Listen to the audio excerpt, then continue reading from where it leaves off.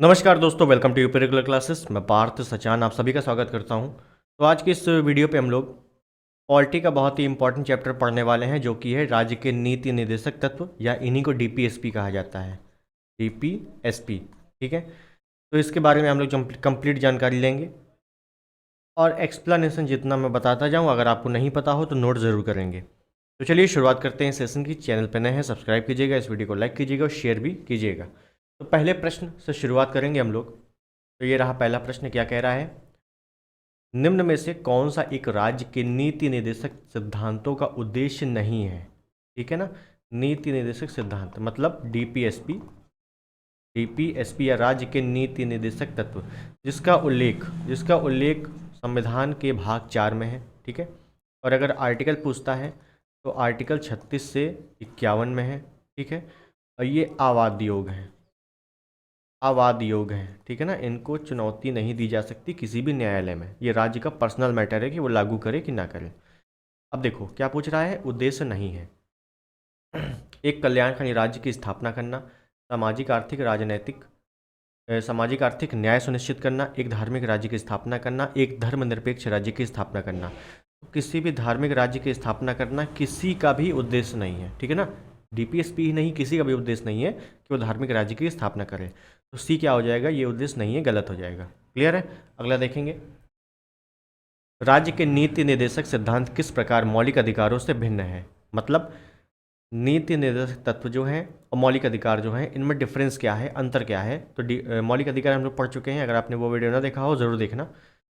तो डीपीएसपी मौलिक अधिकारों से भिन्न कैसे है, देखो।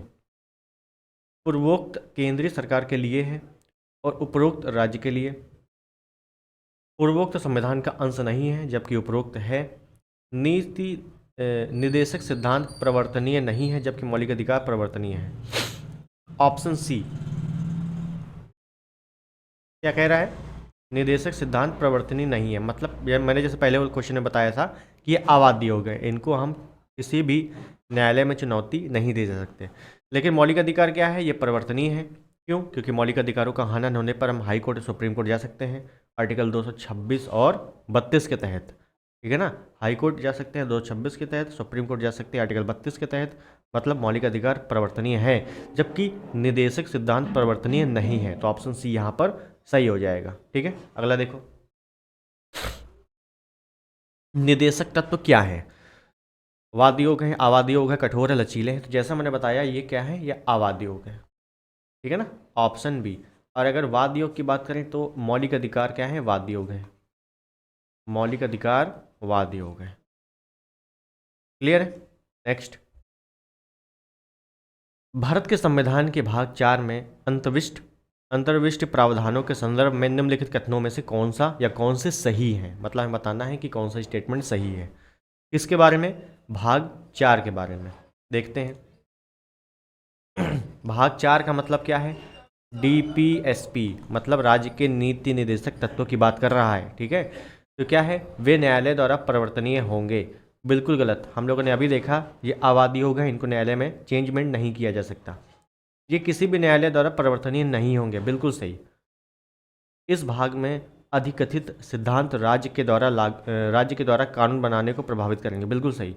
राज्य चाहेगा तो उसको लागू करेगा, अदरवाइज नहीं करेगा। ये राज्य का अपना पर्सनल मैटर है। तो 2 और 3 सही हो गया आपका, ऑप्शन डी यहाँ पर सही है। क्लियर है। अगला देखेंगे, राज्य के नीति के निर्देशक तत्वों के बारे में निम्नलिखित कथनों पर विचार कीजिए। ये तत्व देश के सामाजिक आर्थिक लोकतंत्र की व्यवस्था करते हैं। इन तत्वों में अंतर्विष्ट उपबंध किसी न्यायालय द्वारा परिवर्तनीय नहीं होंगे। तो जैसे कि हमने कहा ये आवादी हो गए, किसी भी न्यायालय द्वारा परिवर्तनीय नहीं होंगे। दूसरा तो बिल्कुल सही है। पहला देखो, ये तत्व देश के सामाजिक आर्थिक लोकतंत्र की व्यवस्था करेंगे, बिल्कुल सही। सामाजिक आर्थिक राजनीतिक न्याय की बात भी इसी में की गई है और सामाजिक आर्थिक लोकतंत्र की व्यवस्था भी इसी में की गई है। तो दोनों आपके सही है, ठीक है ना। तो ऑप्शन सी बना के लिख लो, ए और बी दोनों सही है, ठीक है। क्लियर है। अगला देखो, कल्याणकारी राज्य की संकल्पना का समावेश भारत के संविधान में है। कल्याणकारी राज्य की बात किस में कही गई? समझो, कल्याणकारी राज्य की बात आपके राज्य के नीति निर्देशक तत्वों में की गई है। अच्छे से याद रखना, राज्य के नीति निर्देशक तत्वों में क्या है। आर्टिकल जब आप लोग पढ़ोगे 38, 36 से शुरू है, जब आप लोग 38 में पढ़ोगे तो आपको आएगा कि राज्य क्या करेगा कि लोकतंत्र कल्याणकारी राज्य की स्थापना करेगा, ठीक है ना। और ये सब आर्टिकल किस में है, ये डीपीएसपी में है, तो आपका ऑप्शन ए यहाँ पर सही हो जाएगा। क्लियर है। अगला देखो, भारत के संविधान का कौन सा भाग कल्याणकारी राज्य के आदर्श की घोषणा करता है। तो जैसा कि अभी देखा, कल्याणकारी राज्य की बात डीपीएसपी में की गई, ठीक है ना। डीपीएसपी राज्य के नीति निर्देशक तत्व।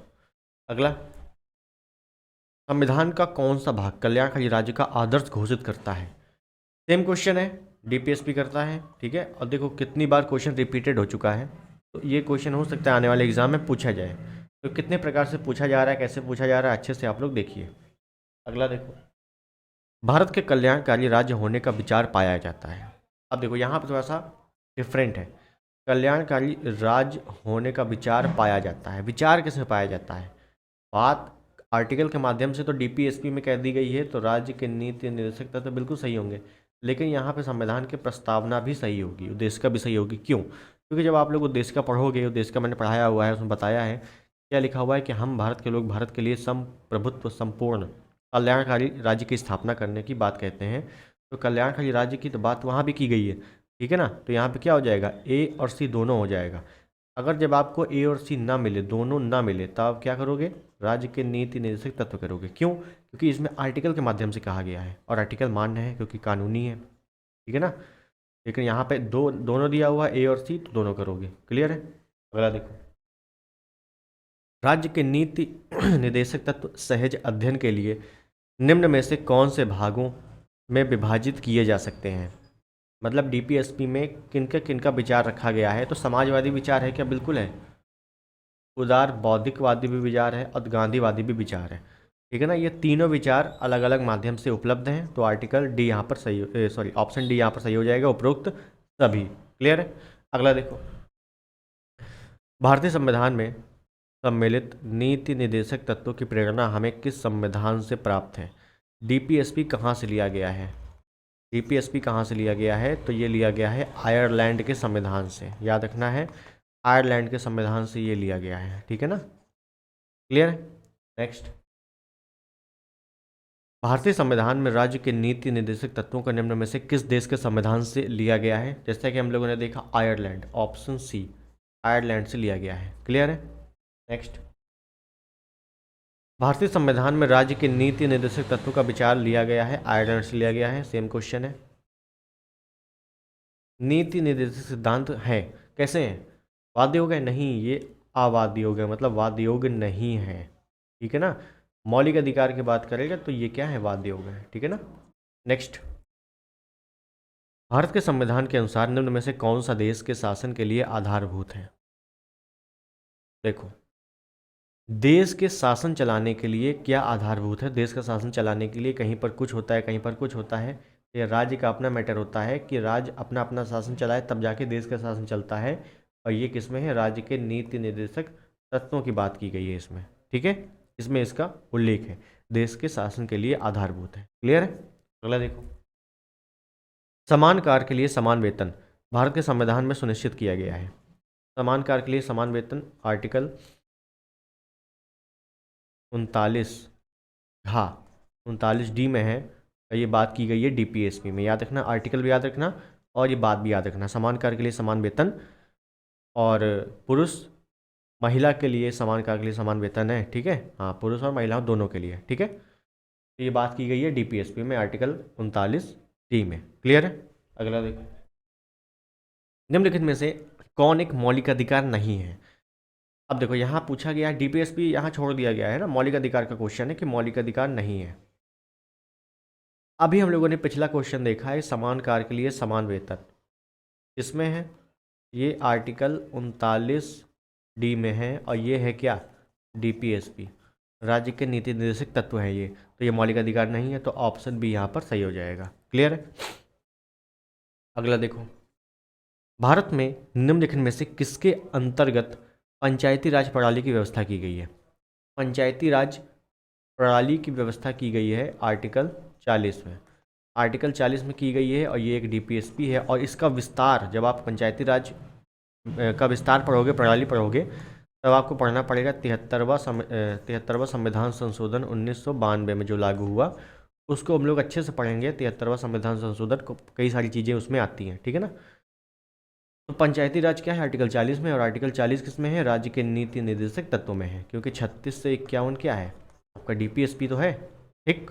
अगला देखो, निम्न में से कौन सा अनुच्छेद पंचायत के गठन के लिए राज्य सरकारों को निर्देश देता है? पंचायत के गठन के लिए, ठीक है ना, पंचायत के गठन के लिए कौन देता है? आर्टिकल 40, ठीक। अगला देखो, निम्नलिखित अनुच्छेदों में कौन एक राज्य सरकार को ग्राम पंचायतों के संगठित होने के निर्देश देता है? तो ग्राम पंचायत की बात आर्टिकल 40 में की गई है, बिल्कुल आंख बंद करके आर्टिकल 40 करना है, क्लियर। अगला देखो, यहाँ पे क्या है, कुछ मिलान करने को आया है, सूची 1 सूची 2, ये जितने भी आर्टिकल हैं, देखो हमें पता है डीपीएसपी किस में है? 36 से 51 में है, और ये सभी 36 से 51 में है, सभी क्या है? डीपीएसपी है। ग्राम पंचायतों का गठन आर्टिकल 40 हम लोगों ने बहुत अच्छे से पढ़ा है, आर्टिकल 40, तो ये अब चला जाएगा 5 में। समान आचार संहिता, समान सिविल संहिता आपका चला जाएगा आर्टिकल 44 में। याद रखना, समान आचार संहिता की बात आर्टिकल 44 में की गई है, और सिर्फ एक ही राज्य में समान सिविल संहिता लागू है, वो है गोवा, ठीक है। अभी पूरे देश में सिर्फ एक जगह लागू है समान सिविल संहिता, वो है गोवा, क्लियर है। कृषि और पशुपालन की बात की गई है आर्टिकल 48 में, और दुधारू पशुओं की हत्या पर रोक भी किस में कहा गया है? आर्टिकल 48 में कहा गया है, ठीक है। कार्यपालिका को न्यायपालिका से अलग करने की बात की गई है आर्टिकल 50 में। अंतर्राष्ट्रीय शांति का विकास, अंतर्राष्ट्रीय शांति सुरक्षा की बात की गई है आर्टिकल 51 में, ठीक है ना।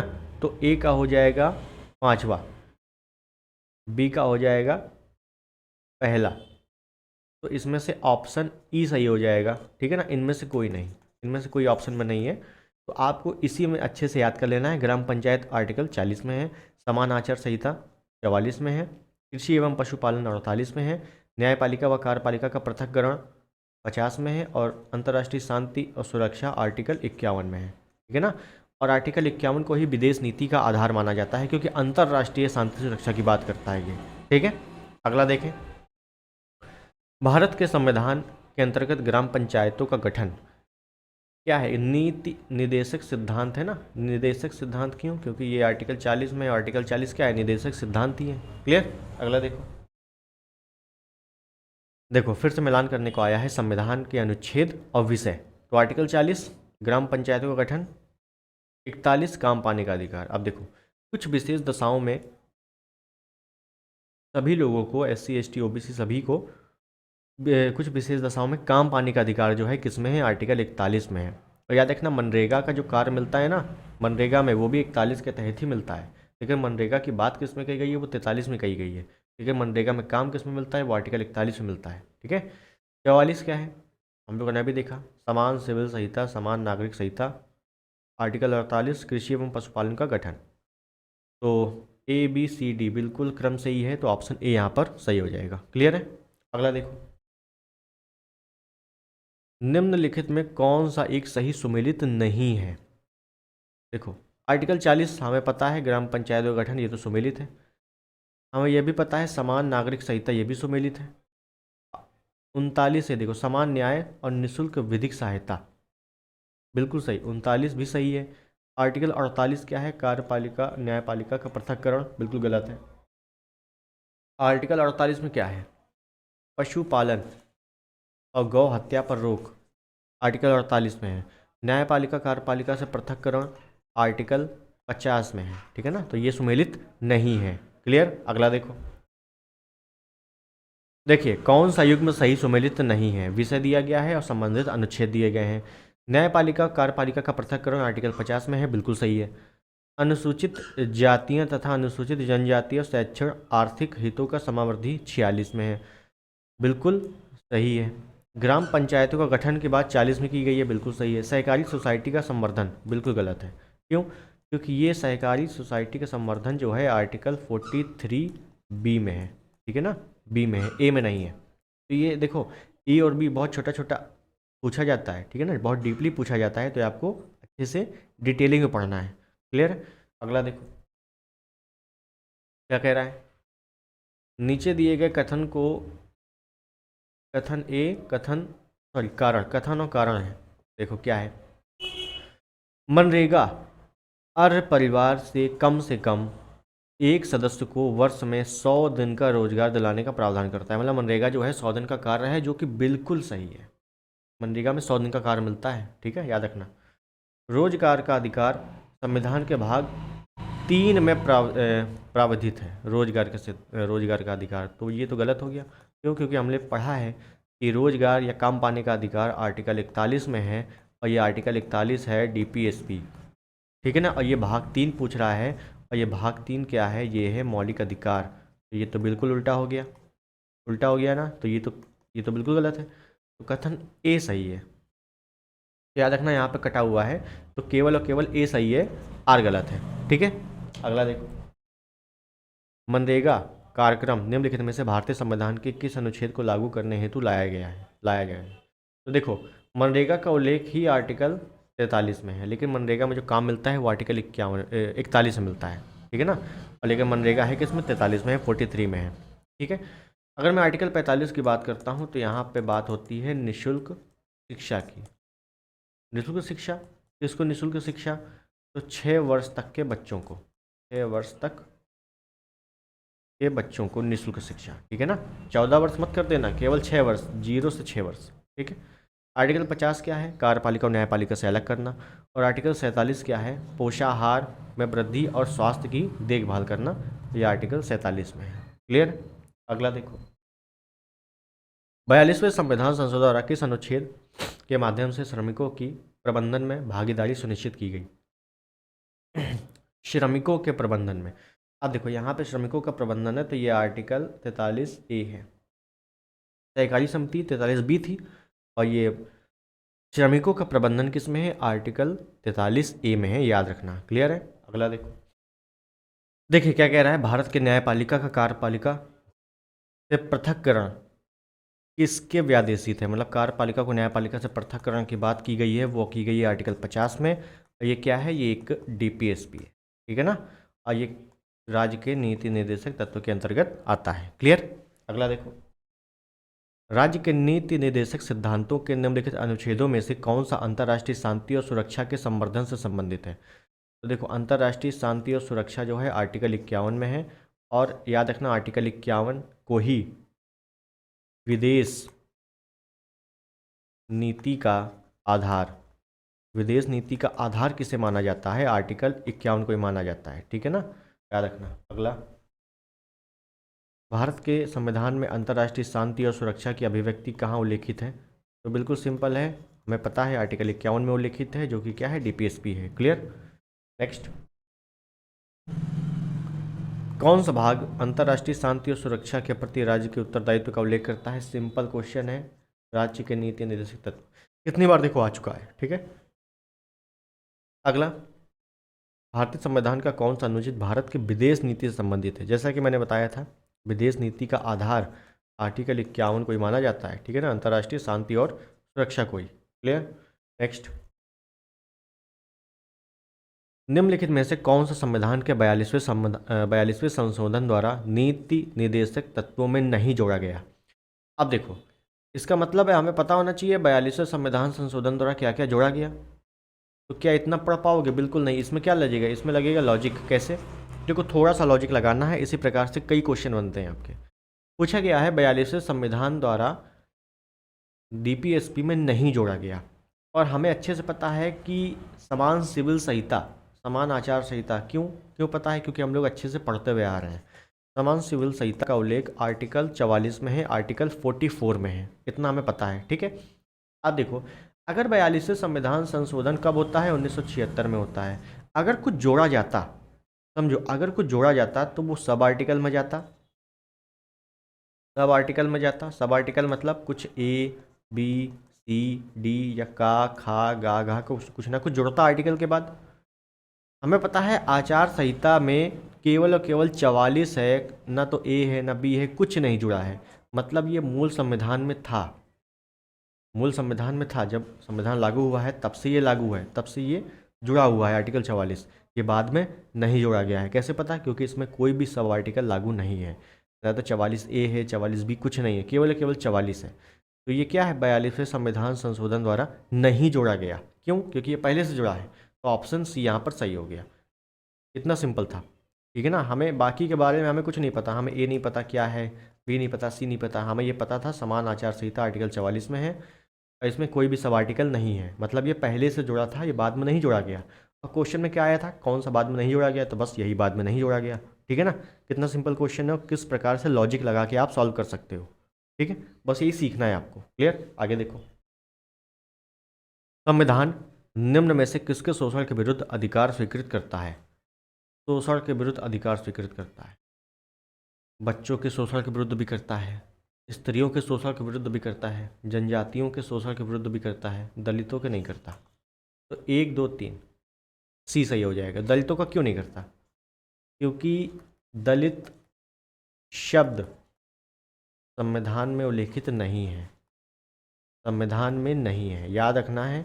दलित शब्द का उल्लेख संविधान में है ही नहीं, तो कैसे कर देगा, ठीक है ना। तो ये बहुत अच्छे से याद रखना, दलित शब्द का उल्लेख नहीं है। कई सारे ऐसे शब्द आएंगे जिनका उल्लेख नहीं होगा आपको पढ़ने, जैसे बजट, बजट शब्द का उल्लेख नहीं है, संघीय शब्द का उल्लेख नहीं है, ठीक है ना। ये सब चीज़ें पूछी जाती हैं आपसे। तो बजट शब्द की जगह क्या है? वार्षिक वित्तीय विवरण है ना, आर्टिकल 112 में है। तो ये सब चीज़ें पता होनी चाहिए। क्लियर? आगे देखो। निम्नलिखित में से कौन सा एक राज्य का नीति निर्देशक तत्व नहीं है?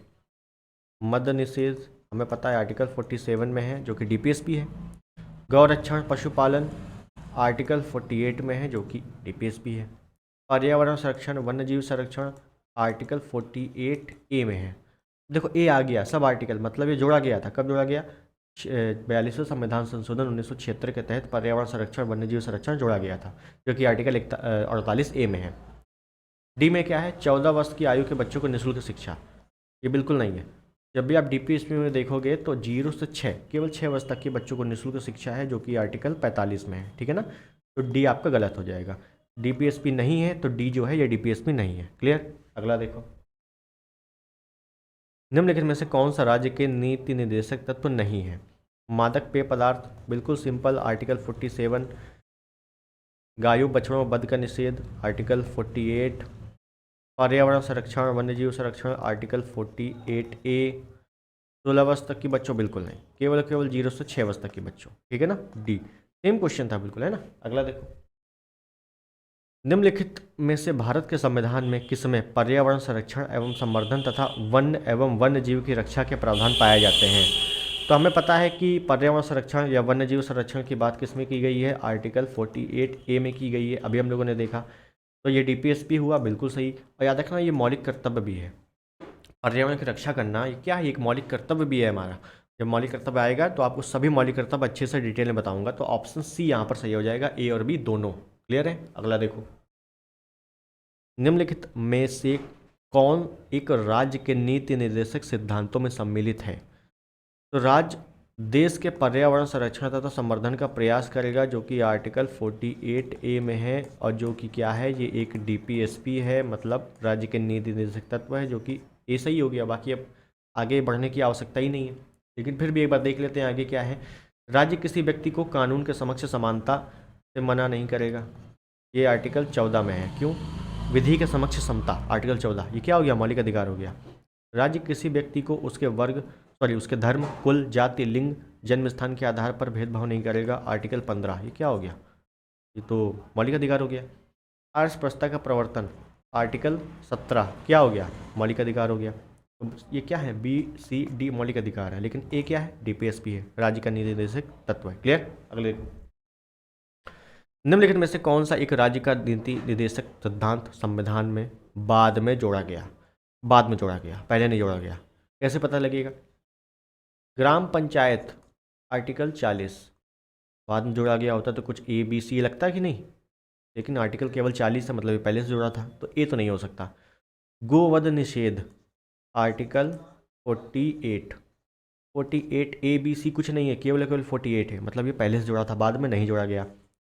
सामान्य नागरिक संहिता, आर्टिकल 44 ए बी सी नहीं है, केवल 44 है, मतलब ये पहले जोड़ा गया था, पहले जुड़ा था ऑलरेडी, बाद में नहीं जोड़ा गया, तो ये भी नहीं होगा। तो बचा क्या, सी आंसर।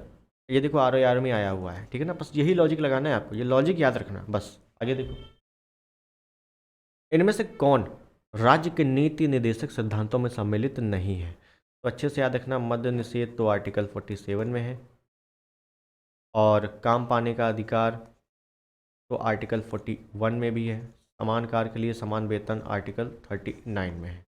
सूचना का अधिकार नहीं है। सूचना का अधिकार क्या है, मैं ऊपर लिख देता हूँ। सूचना का अधिकार जो है आर्टिकल 19 फर्स्ट ए में है, जो कि क्या है, एक मौलिक अधिकार है ना, मौलिक अधिकार है। तो ये क्या हो गया, ये सही हो गया, क्योंकि ये डीपीएसपी सम्मिलित नहीं है। ऑप्शन डी सूचना का अधिकार याद रखना है। क्लियर? आगे देखो, निम्नलिखित में कौन सा नीति निर्देशक तत्व है? नीति निर्देशक तत्व क्या है? देखो, प्रेस की स्वतंत्रता 19 फर्स्ट ए में है, जो कि मौलिक अधिकार है। विधि के समक्ष समानता आर्टिकल 14 में है, जो कि मौलिक अधिकार है। धर्म की स्वतंत्रता आर्टिकल 25 में है ना, 25, 26, 27, 28 चारों में है धार्मिक स्वतंत्रता की बात, जो कि क्या है, मौलिक अधिकार है। समान सिविल संहिता आर्टिकल 44 में है, जो कि क्या है, ये डीपीएसपी है। क्यों? क्योंकि डीपीएसपी का उल्लेख 36 से 51 में है, उसके बीच में 44 भी आता है। क्लियर? आगे देखो, निम्नलिखित में राज्य के नीति निर्देशक सिद्धांतों के विषयों की पहचान कीजिए। तो मद्य निषेध हमें पता है आर्टिकल 47 में है, और यही सब चीज़ें देखो बार बार पढ़ते हुए आ रहे हैं, कोई नया नहीं आ रहा है ना। फैक्ट्रियों एवं खानों में बाल श्रम निषेध, अगर मौलिक अधिकार आपने अच्छे से पढ़ा हो, जैसे मैंने पढ़ाया था, तो बाल श्रम निषेध बताया था, बलात् श्रम निषेध बताया था। मैंने बताया था बलात् श्रम निषेध, जो कि ऑप्शन देखो तीसरा, देखो बलात् श्रम निषेध ये आर्टिकल 23 में है, और बाल श्रम निषेध आर्टिकल 24 में था, और अस्पृश्यता छूआछूत आर्टिकल 17 में था। ठीक है, तो क्या पूछा है, डीपीएसपी सिद्धांतों के विषय की पहचान कीजिए। तो 24, 23, 17 ये सब क्या होगा, ये तो हो गए मौलिक अधिकार। ये क्या होगा, ये तो मौलिक अधिकार हो गए ना। आर्टिकल 47 मद्य निषेध केवल सी, मतलब केवल एक सही है आपका। क्यों? क्योंकि आर्टिकल 47 ही निम्न में से केवल डीपीएसपी में शामिल है। क्लियर है? आगे देखो, निम्न में से कौन एक राज्य के नीति निर्देशक तत्वों में नहीं है? राज्य सुनिश्चित करने का प्रयास करेगा कि, तो हमें बताना है कि डीपीएसपी में कौन नहीं है। पुरुष और महिलाओं के समान कार्य के लिए समान वेतन, जीविकोपार्जन हेतु पर्याप्त साधनों का समान अधिकार, अस्पृश्यता उन्मूलन, काम हेतु न्याय संगत और मानवोचित दशाओं में रहे। मानवोचित दशाओं की बात आर्टिकल 42 में की गई है। समान कार्य के लिए समान वेतन आर्टिकल 39 में कहा गया है, और पर्याप्त साधन काम पाने का अधिकार आर्टिकल 41 में कहा गया है। अस्पृश्यता की बात छुआछूत की बात आर्टिकल 17 में की गई है। मतलब जो सी है ये मौलिक अधिकार है, ये डीपीएसपी नहीं है, तो ऑप्शन सी यहाँ पर सही हो गया। क्लियर? आगे देखो, राज्य के नीति निर्देशक सिद्धांत एक ऐसा चेक है जो बैंक की सुविधा अनुसार अदा किया जाता है। किसने कहा था? ये क्या है? ये एक कथन है। ये कथन किसका है? बहुत बार आ चुका है ये कथन, और ये कथन है केटी शाह का। ठीक है ना, डीपीएसपी एक ऐसा चेक है जो बैंक की सुविधा अनुसार अदा किया जाता है, याद रखना है, केटी शाह। क्लियर है? आगे, भारतीय संविधान के भाग 4, क्या भारतीय संविधान के भाग 4 में दिए गए निर्देशित सिद्धांतों में निम्न में कौन से सूचीबद्ध हैं? समान कार्य के लिए समान वेतन, भाग 4, भाग 4 मतलब डीपीएसपी में कौन है ना, डीपीएसपी में पूछ रहा कौन है। समान कार्य के लिए समान वेतन बिल्कुल है। समान नागरिक संहिता बिल्कुल है। क्यों? समान कार्य के लिए समान वेतन आर्टिकल 39 में है, और समान नागरिक संहिता जो है आर्टिकल 44 में है, दोनों डीपीएसपी है। छोटे परिवार का मापदंड ऐसा कोई बात नहीं है। प्राथमिक स्तर में मातृभाषा में शिक्षा बिल्कुल ऐसी कोई बात नहीं है। तो 1 और 2 ऑप्शन बी यहाँ पर सही हो गया। आप लोगों ने देखा जितने भी क्वेश्चन हम लोगों ने सॉल्व किए सब एक दूसरे से रिलेटेड थे, कोई भी नया आर्टिकल देखने को नहीं मिला हमें, है ना। सभी आर्टिकल 47, 48 इसी के आसपास घूमता रहा। इसका मतलब है कि एक फिक्स पैटर्न है डीपीएसपी में क्वेश्चन आने का। वही चीज़ें आपको अच्छे से याद करनी है। वही चीज़ें जब अच्छे से याद होंगी तो उसी में आप कमांड कर पाओगे। ठीक, तो क्वेश्चन सारे समाप्त होते हैं। जितने भी पीवाईक्यू थे अच्छे से हम लोगों ने कवर किया, अच्छे से एक्सप्लेनेशन किया, अच्छे से आर्टिकल देखा, तो चीज़ें आपको समझ में आई होंगी। ठीक है, अब वो जैसी जैसी आपको अगर कोई क्वेरी होती है आप लोग कमेंट में बोल सकते हो। तो मिलते हैं अगले वीडियो में, तब तक के लिए धन्यवाद। जय हिंद, वंदे मातरम।